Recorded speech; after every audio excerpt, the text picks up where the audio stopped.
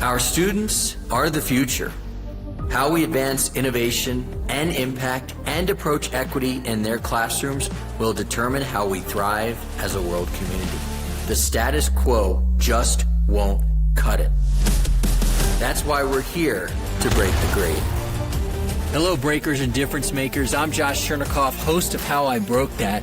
I'm a two-time entrepreneur in the education space, and I've successfully exited both of those companies. I've experienced my fair share of breaks in my life, and I'm here to bring my signature approach to my new show, Breaking the Grade. I'm embarking on this special journey alongside my good friend and mentor, John Gamba, Director of Innovative Programs and Entrepreneur in Residence at Penn GSE. In our podcast, you'll hear from emerging business owners in the education space who are working to transform education as we know it. Tune in as we hear about industry trends, unique principles and practices, and the attempts that have and haven't worked for our grade-breaking guests. So fellow entrepreneurs and educators, what do you think? Are you ready to take a hammer to the education space and break the grade?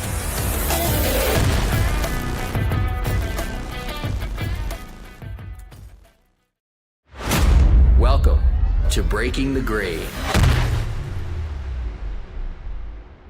Welcome to Breaking the Grade.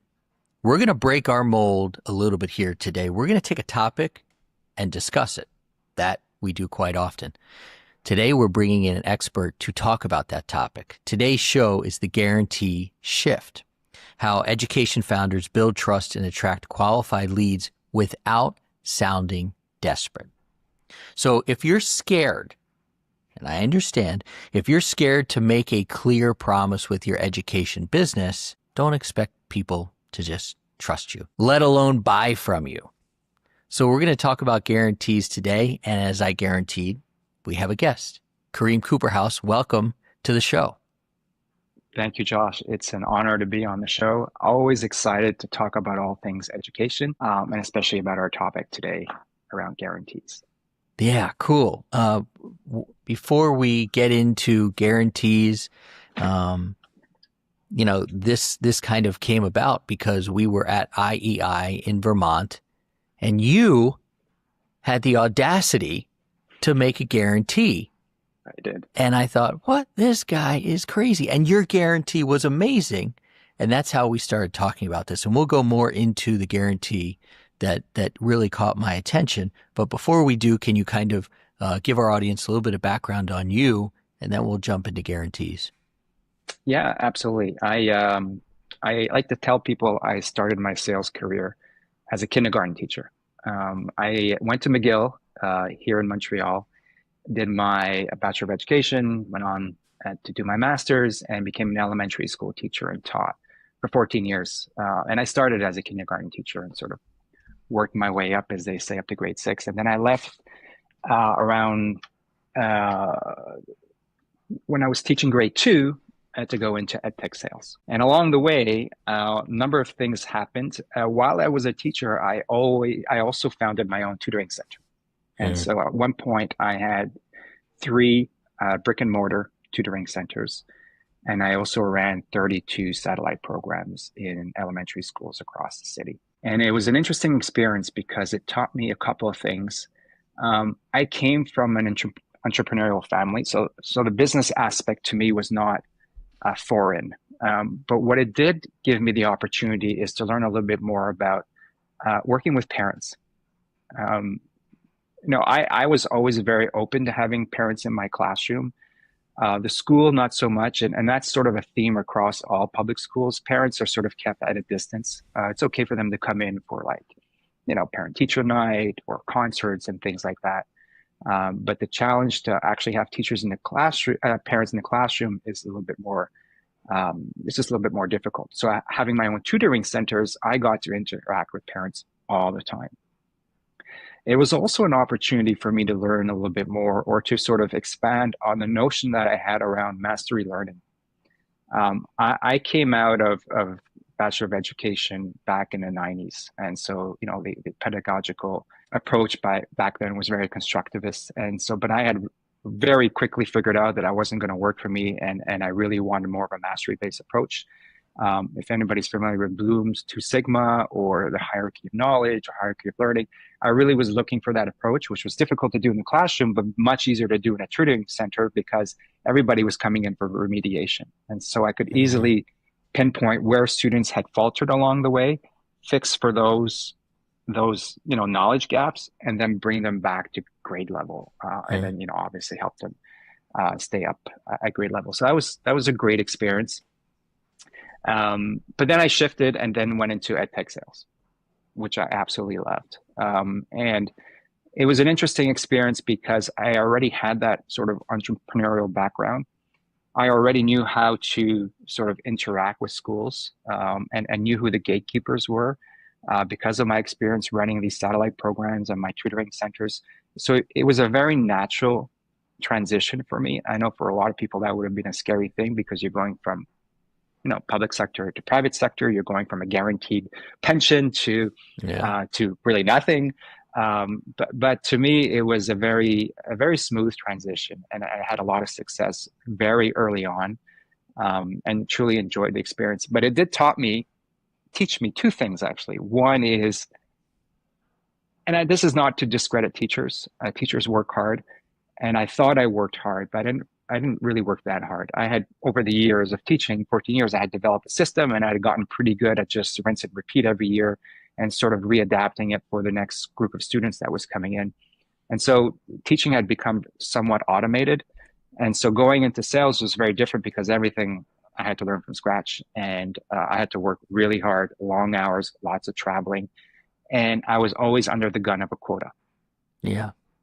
Right? Being under the gun of a quota is very, very taxing. Again, luckily I did well, but there were a lot of people around me who didn't do well, and they would get fired. I have never met a teacher that got fired because their students didn't do well on a state exam, right? It's a very different kind of pressure, and so that was very eye-opening at the time. Very eye-opening at the time. Something else that I learned while doing that transition is, as a teacher, everything to me was very academic, and I hadn't fully understood sort of the operational side of the business, right? If you think of school districts. And so I got exposed to everything that is operational. So student information systems, substitute dispatching systems, LMSs, all these kinds of things, which are, what some people refer as the plumbing behind school districts. So I spent a lot of time selling those kinds of solutions, working with those stakeholders. And those stakeholders are pretty straightforward because a lot of it is around ROI, right? I mean, you're looking at efficiencies, you're trying to save money, you're trying to, optimize for your workforce, which is different than trying to sell solutions that are academically focused, right, on student outcomes. That's a different side of the house. And I find talking to those stakeholders is a very different conversation because it's not about ROI anymore, right? It's all about outcomes and how do you get students from A to B, and the outcomes are not necessarily always academic. It could be all about engagement, mental health. It's a lot more nuanced, and it's a very different language. And to bring those two groups together is something that I became really good at over time, but it took a lot of time, it took a lot of practice. And bringing those two together is where you get those synergies, where you sort of get those kumbaya moments, those aha moments. You're like, oh, they all get it. They should all be going towards student outcomes. Right. Right. But it's not always the case.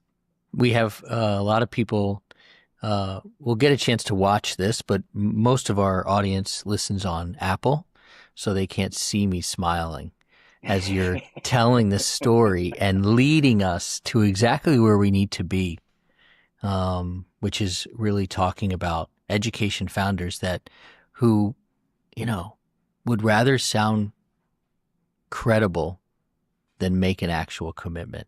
Yeah. And you see decks and we see decks that say AI-powered support or evidence-based platform or high-impact learning outcomes. But then that superintendent says, oh, that's great, but what happens if this shit doesn't work? Mm-hmm. And then they dodge and then they waffle. And they say, well, it depends. And at that point, you're losing the superintendent. And what I think, and I think what we think, is that buyers don't need buzzwords. They want clarity. They want confidence in their program. Agreed. And when we were at IEI, you had clear confidence in the program that you're working with today. So give us just a brief understanding of one of your clients today. Can you talk about the guarantee that you have, which is a unique one, and we'll point that out. And then we'll go deeper into guarantees. But just for now, kind of talk about your current client and that guarantee, please. Yeah, so everybody's sort of been following the media lately. Alpha Schools has really been at the forefront of all things AI in education. Alpha Schools is famous, or because for the last 10 years, they've been building these private schools down in Austin. And their premise is that students can crush academics in only 2 hours a day. I'm going to repeat that. Crush academics in 2 hours a day. And as a parent, you probably are asking yourself, okay, well, what happens with the rest of the day? Because I don't want my kid back after 2 hours, right? And so the rest of the day, the 6 hours, is spent on all things life skills, entrepreneurship, financial literacy, building grit and perseverance and passion projects, all the things that really round out an education. And these students at Alpha School have been doing phenomenally well. They're in like the top 1%, 2% in the nation, not just in Texas. But over the last few years, they've been sort of asking themselves the question is, how do you bring this into public education, right? And so last January, they started a public education arm called Student. And for those who are wondering, student is an old English word that means devoted to learning. And Student has figured out a way, or through the sort of Alpha School, this 2-hour learning model, that we can come in, or student can come in with tier 3 students and work on through the intervention model, either with ELA and or math, and bring these students back to grade level within 1 year, right? So these students often in tier 3 are 2-3 years behind. And the idea is that through this student program called Motivention, these students can come back within 1 school year to grade level. And of course, this is very, people look at this and say, well, how do you do that? That's not possible. It can't be done. And so that's where the guarantee comes in. We know it can be done. Alpha Schools knows it can be done. They've been doing it for years. And so what they're doing is that they're offering a 100% guarantee. If they can't do it, you don't pay. Not you pay up front and you get a refund. No, you do your map. So this is all done through third party. You do your map assessment at the beginning of the year, map assessment in the middle of the year, map assessment at the end of the year. If you have that growth by the end of the year, then you get invoiced for that student and then you pay.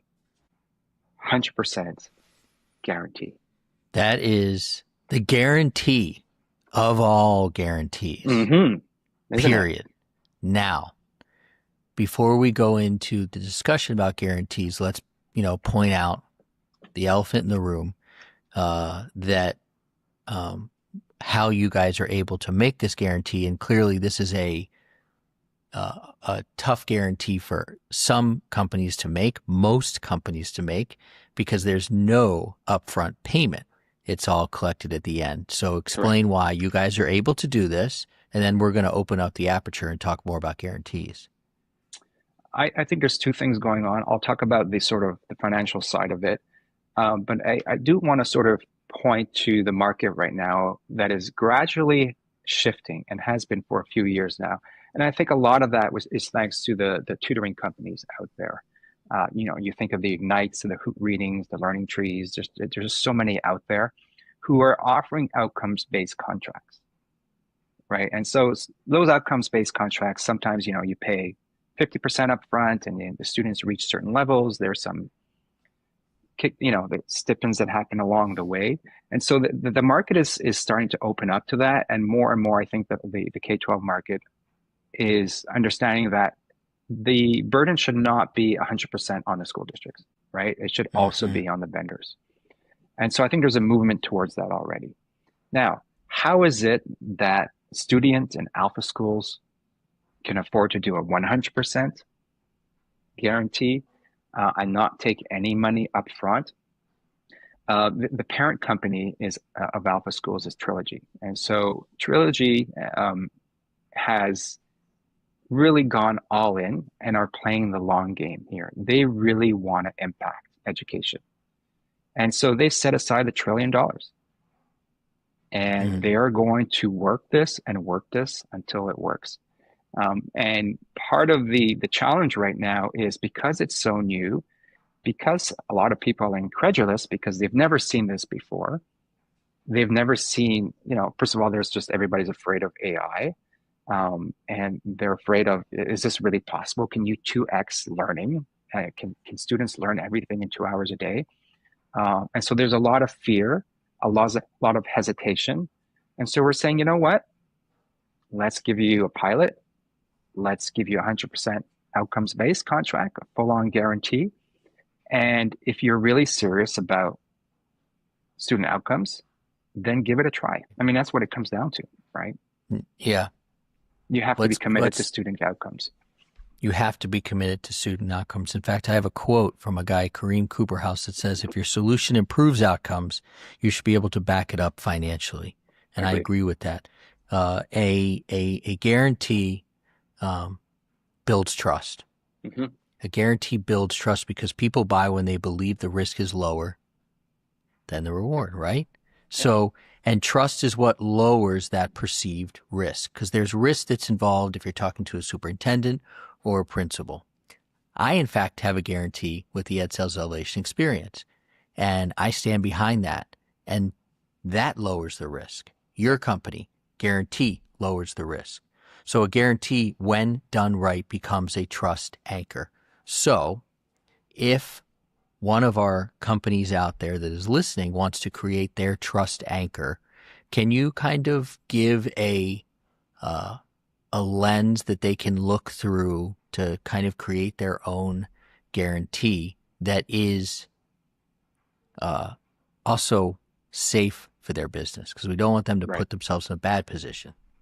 Yeah. I mean, obviously there's a cash flow component to this. And so if you're a startup and you're bootstrapping, or you have, very little investment, there's only so much you can do in order to be able to keep your company afloat. So not all companies have the kind of financial backing that a student or an alpha school has. Having said that, there's a lot of ways to build trust, and there's a lot of ways to um, scaffold guarantees.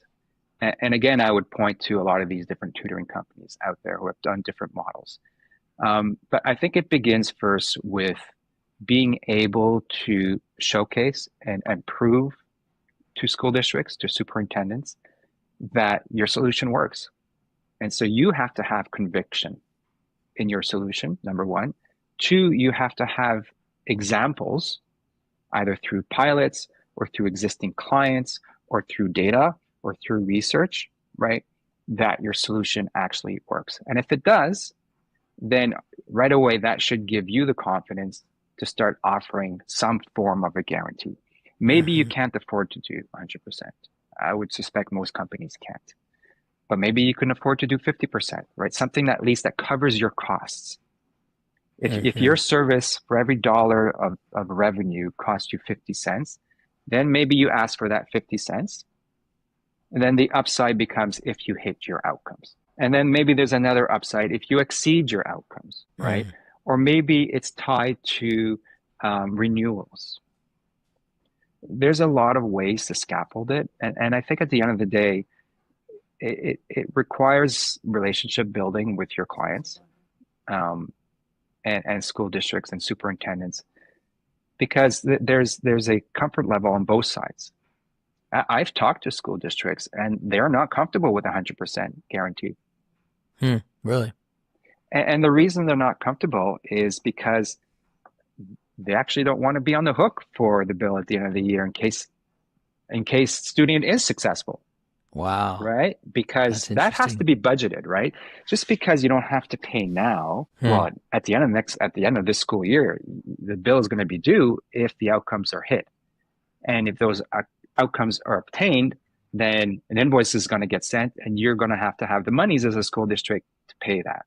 And so if you don't have the monies now, who says you're going to have the monies at the end of the school year, right? And so it's become very challenging. And so what Student is doing is really interesting. For those districts who are not ready to take the plunge and take the 100% guarantee, they're offering pilots. They're saying, okay, you know what? Maybe this is a little bit too scary for you. We'll run a pilot in your school district for 75 students and we'll charge 10K, not per student, 10K flat. We will come into your school district. We'll do PD with your teachers. We'll run the program for the whole year. We'll do the map testing. Even if you don't have map, we'll pay for it. We'll do the map testing. And at the end of the year, all you're paying is 10K for those 75 students. So that is an easier point of entry because, well, what school district doesn't have 10K? And to your point that I don't know if you introduced with this earlier in the podcast, but that is a very, very effective way of filtering leads. Yeah. Because if still at that point they are not ready to take the plunge, then they're likely not a good fit. I love that you're saying that because in the Ed Sales Elevation Experience, we focus on not the ideal client, but the perfect client. Mm. And if there are more filters to add to get closer towards perfection, we are all for that. As you said, a good guarantee is about risk. It's about filtering the right fit. And guarantees, in this case, the way you're presenting it, it actually opens the door for deeper conversations. Absolutely. And a better understanding of your perfect client. So I'll put it a little bit of a different way here, kind of a 3-part guarantee framework that we've worked up here. Things for our audience to think about is one, we want them to use this framework without sounding desperate. You never want to use the framework to sound desperate. 1, think about the outcome. What result will the buyer walk away with? 2, timeline. By when will they see it? And 3, safeguard. What happens if it doesn't land? Right. Outcome, timeline, safeguard. For example, we wrote this up. We were talking about schools. If your school doesn't generate 10 qualified parent leads in 60 days, we'll work with your team one-to-one until it happens. That's fair Very for both clear. sides. Absolutely. Very, very clear. It's specific. It's founder-led. And it doesn't offer a refund, but it offers confidence. Right.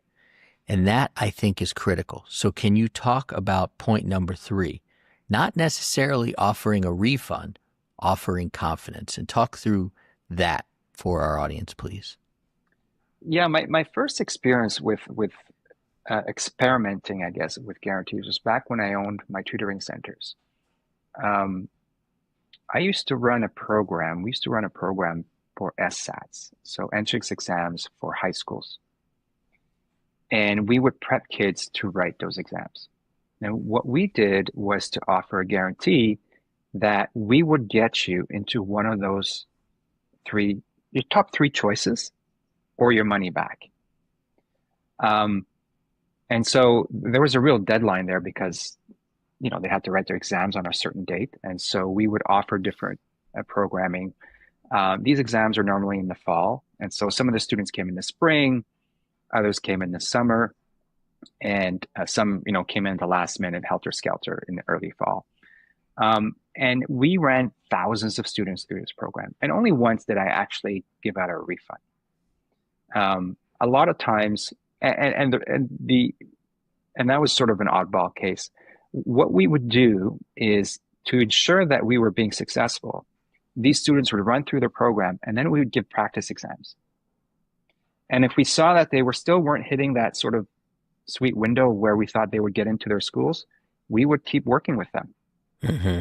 Right. And so the earlier they came, so they came in spring, we had all kinds of time. So they ran through the program, which was usually 8 weeks. And then we'd sort of evaluate and say, you know what, I think we need a little bit more help. We work with them. We didn't charge them more. We work with them a little bit more. And some got it right away within the 8 weeks, and some took a little bit more time. Obviously, those that came in at the last minute, that was a lot more challenging, and we had to really rush it. But literally, we went through thousands of students, and they all got into the top three choices except for one. Mm. And so that was my first experience with guarantees, and that just stayed with me. And so, which is why I'm saying today, like, you don't have to offer 100%. If you can, great. If your cash flow can support it, wonderful. I think you should do that. And if you're a VC investing, I think you should be able to backstop that. Like you as a VC and your founder truly believe that your solution works and you have proof that it works, either through your clients or through research or through pilots, then that money that you're investing as a VC should be able to fund those guarantees. And the longer you can fund those guarantees, the better. Again, it depends on the solution, but at the very least, you'd want to be able to fund it for one school year. And then at the end of the school year, obviously, if you do well, you'll get your monies and you can keep rolling with that. But it doesn't always have to be money based, to your point, right? It could just be you keep working with them. When we were at IEI, Josh, I believe there was a company there. I don't want to call them out because I just want to make sure that this was accurate. They also had 100% guarantee, but it was framed differently. Mm-hmm. It was, we are going to work with you all school year with your students, and if they don't hit a certain benchmark, we will continue working with them the next school year at no cost. So as a district, you still paid up front. And so there was this guarantee that, well, if they don't do their job right, they'll keep working with their student. Now, the question becomes, you still want that company to keep working with your student if they hit their benchmarks, but that was just a different form of it. And so you just have to be creative and really wrap around what your solution is offering and talk with your school districts and see what are they comfortable with. Again, they might not be comfortable with 100%. Maybe they're really looking more for other forms of guarantees. And maybe that guarantee comes through ongoing service. It comes through maybe working with the community. There's a lot of different ways of packaging this. I think it's so interesting that as business owners, we remember that one. Mm-hmm. And I'm sure you remember It's that very vivid in my family's mind. name. We've done so many wonderful things for so many families. And as you were saying that, I was thinking about, so we have a house in Capitol Hill, DC, and for many years we rented it as a VRBO. And we had only 4 and 5 star reviews, and mainly 5. But then there was Scott Odorizzi. And my wife, if she hears me say this, she'll run into this room because she will never forget this guy who, left us a review, a 3-star review, and he was complaining that our 1-bedroom flat was too small for 5 people. Well, we don't generally have 5 people, Scott, right. But I can remember that one guy. I can't remember any other, review I ever had. And I'm sure you can remember that person. And Scott, I'm sure you're a wonderful person. And, but I'm calling you out, bro, because you left me a 3-star review and I still hear about it from my wife. And I didn't even leave a review. But let's talk about guarantees and let's talk about the future here. Yeah. Guarantees are the future of ed tech because demos don't impress. I've never really liked demos. I am very clear about that. I have an allergy to demos. I always say outcomes impress. Yeah. Outcomes is what people are looking for. And as you pointed out, VCs are shifting on that. And you believe that VCs should be kind of pouring money onto guarantees.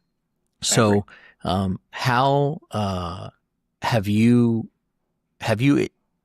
in your past or now, have you worked with VCs on guarantees and how do you get them to recognize that this is what they should be focused on, the VC? Because I agree with you. And I've talked to a lot of VCs. I certainly talk with a lot of companies who say, I want to raise money. I'm like, raise money on what? You haven't done anything. Yeah. But to me, the guarantee is confidence in yourself and confidence in your solution. And therefore, the VCs should have the confidence as well. So how have you set up that conversation, or would you suggest you set up that conversation with a VC and your guarantee? It's an interesting topic because I've had VCs reach out to me over the years because they are looking at some ed tech company, they're thinking of investing, but they're not subject matter experts, right? And so on paper, it sounds good. Looks like the founder is solving for some problem, right? Um, and there's some proof points, and so they're thinking of pouring money in there, but they don't know what they don't know. And we've seen this over and over again. I'm based in Montreal. There's a very famous company here from Montreal called Paper, right? Mm-hmm. Um, who ran afoul. Like they grew too big, tons of VC money poured in, and it was just a complete failure, right? And so they look at that, or you look at the debacle with Fev Tutor back in February, and so there's a real fear there. And I don't blame VCs because it's a very different proposition to sell into education.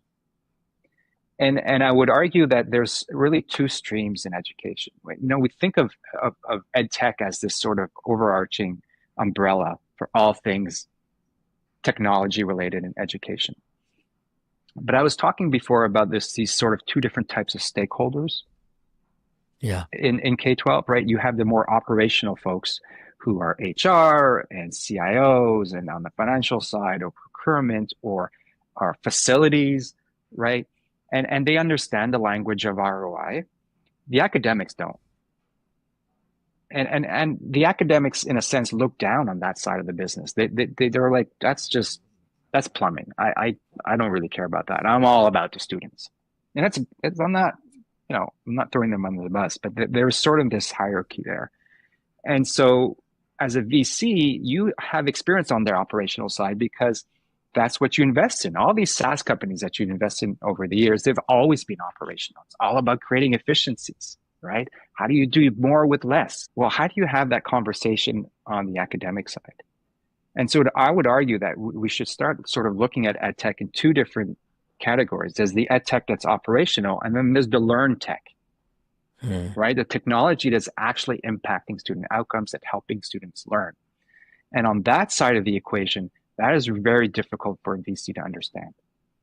So that's why they would call me up and say, I don't understand this. Why is this necessary?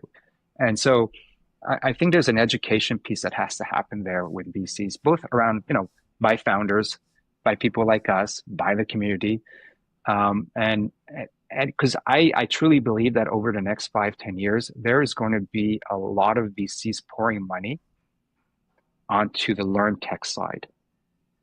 And the reason I say that is because there's a huge unlock happening right now in education. And that is really because of AI. Like if you think of biology, the big unlock there was the microscope, right? You think of physics, it was the telescope. You think of medicine, that was like antibiotics. But education, there has been no unlock. Education is the same as it was 200-300 years ago. Okay, yeah, we have smart boards and nice furniture, and but really the model of the teacher in front of the classroom, teachers are great, but teachers in front of the classroom are not. How can you personalize education when you're 1 to 20, 1 to 25, 1 to 30? Well, now all of a sudden you can with AI, right? You now have a means to provide each student with their own personalized learning that is adapted to their knowledge level, not their grade level, and their interest level. I truly believe that all content right now is obsolete. All lesson plans, obsolete. All textbook, obsolete. Because AI is going to allow every single student to have their own personalized lesson. Like you ask a student what they know about American history, they're going to quote Hamilton to you. Why? Right. Well, right? We all know why. And Right. so what if you could create every single lesson in that kind of a framework? And if I'm a student and I'm interested in Taylor Swift, or I'm interested in baseball, or I'm interested in birds, I can have my lessons tailored around that, right? And so that makes it a lot more effective. So I think there's going to be this huge influx of entrepreneurs and founders who will develop these AI native solutions, right? Not a SaaS solution with AI tacked on, which is what everybody's doing right now. AI native. And once they sort of prove out their point with students and student outcomes, VCs are going to be pouring money onto those and scaling and growing accordingly. That's my prediction. We'll see. Well, we will have to check back. Mm. This is a topic that I think will evolve much like AI. And this is also a topic of guarantees it's never one magic bullet, one silver bullet that's going to get a deal done. I want to reference some of our past episodes for our audience. We have a show, The Signature Solution, your proven blueprint to a clear offer that guarantees leads and wins the education market. The reason that one is important is because a signature solution is like a contract with yourself. A signature solution maps your model. A signature solution defines your method, and it gives you the confidence to promise these results. So you can think of the signature solution as kind of the framework for the car. The guarantee could be the engine. Also, I want to direct people to another show, From Ghosted to Booked, how Ashton Tate filled his calendar with qualified school lead. You would love Ashton Tate, this young buck from Tennessee who's got this really wonderful curriculum, faith-based curriculum for PE. And he basically shifted from let me explain to here's what we deliver. He also has a really good coach in this guy, Josh Chernikoff, and they've worked really well together.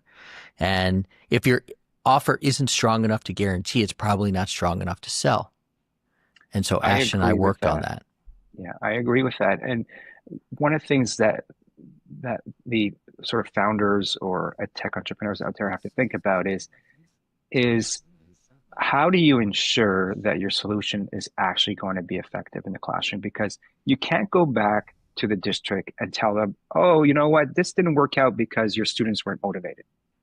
Or this didn't work out because your teachers didn't implement it with fidelity. That's not going to fly. So you have to figure out ways, and that's really what Student is doing right now with these pilots, is understanding those use cases, right?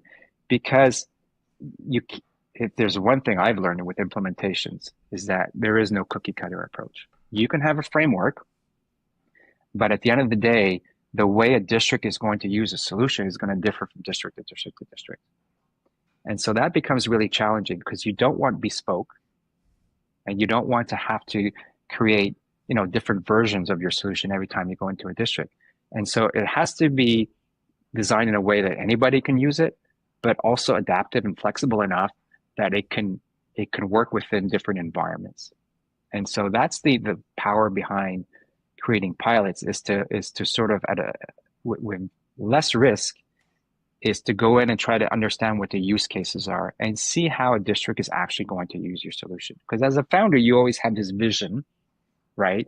From high above, this is how it's going to work, and it's going to do this and that, and the teachers are going to love it, and the students are going to be in awe, and then you actually implement it, and it falls flat, right? Like it's just, and it's not because you're selling vaporware; it's just because you didn't really appreciate how, when you're boots on the ground, how people are actually going to implement and ultimately consume your solution. And so Totally. That is, before you start offering guarantees, you have to sort of either through pilots or just through different, smaller clients, figure out what are all the ways that your solution can go bad in terms of implementation.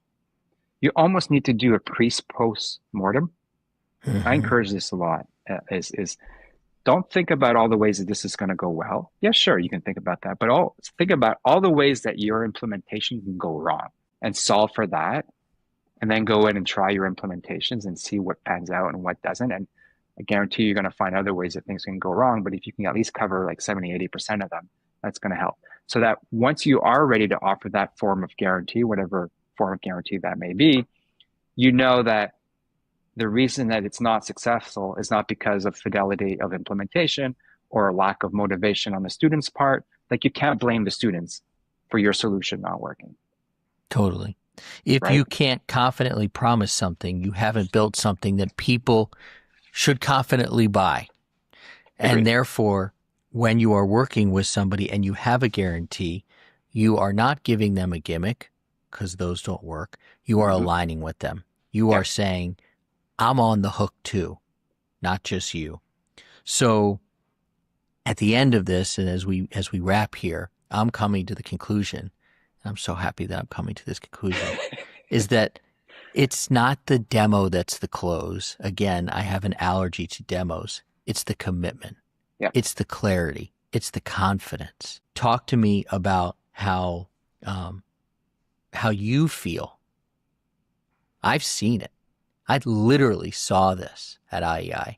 How does it feel for you to be able to literally just say that guarantee? It's incredibly, it's both scary, but incredibly uplifting at the same time, because I truly believe it. I believe it because I went down to Austin, visited these schools, and did my research. And so I'm not just saying it because I'm representing. I've seen it in action. And what's fascinating is that student doesn't offer demos. There's zero demos. You don't get to see their AI. You don't get to see their solution. It's the conversation is all about the outcomes and the data that supports it. And as a district, if you're truly committed to those outcomes, if you truly believe that tier 3 students shouldn't stay in tier 3, and you want to solve for that, and there's nothing really out there that's promising to get your students out of tier 3. I mean, to my knowledge, there's nothing out there that says we guarantee that we will get your students out of tier 3. And so to hear that and to be able to promise that we're going to get your kids out of tier 3 and we're going to do it in a year, I think back on my days when I was running my tutoring centers, I made those kinds of guarantees to parents, but only in a very small microcosm of the context of, whatever the tutoring was. We're doing this, the student is doing this on a mass scale. I mean, it's incredibly uplifting and hopeful, because I don't know about you, but I'm tired of seeing kids in tier 3.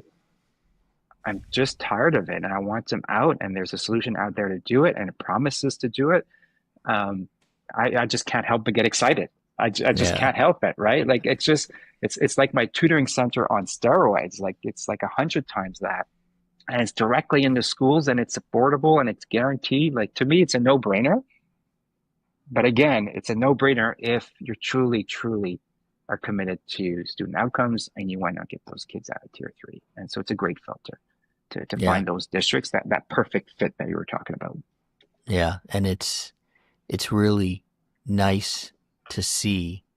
I care about the kids, don't get me wrong, but I'm mostly in it for the education founders, entrepreneurs, the CEOs, the sales teams, and the confidence that comes along with making a guarantee, even for somebody like you who's been in this business for a very long time. And, we could all use a little more confidence, but you seem like a confident gentleman. And I could even just see you standing up straight in front of that group saying, here's what we're doing. Yeah. So I appreciate you joining us on the show, and not only talking about the guarantee, but talking about your own experience with making a guarantee and how that makes you feel. Yeah. Sometimes we're not so good at sharing our feelings. So thank you for doing that.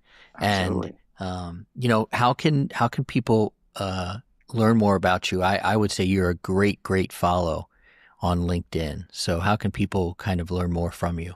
I spend a lot of time on LinkedIn. So by all means, please, connect with me, follow me, DM me. I do answer my DMs. Might take me a couple of days, but I do answer them. That's really the best way to connect with me. I'm always on LinkedIn. Yeah, that's why I see you a lot. Yeah. It's like a bar. It's like we're sitting at opposite ends of the bar, raise our glasses at each other every so often. Yeah. So I love it. thanks for joining us on the show. Thanks for being so willing to talk about this topic and go deep on it and kind of share behind the curtain there. And we'll continue the conversation because it will continue to evolve. So hopefully this has been helpful for our audience. And again, thank you for joining. Absolutely. My pleasure. Real honor.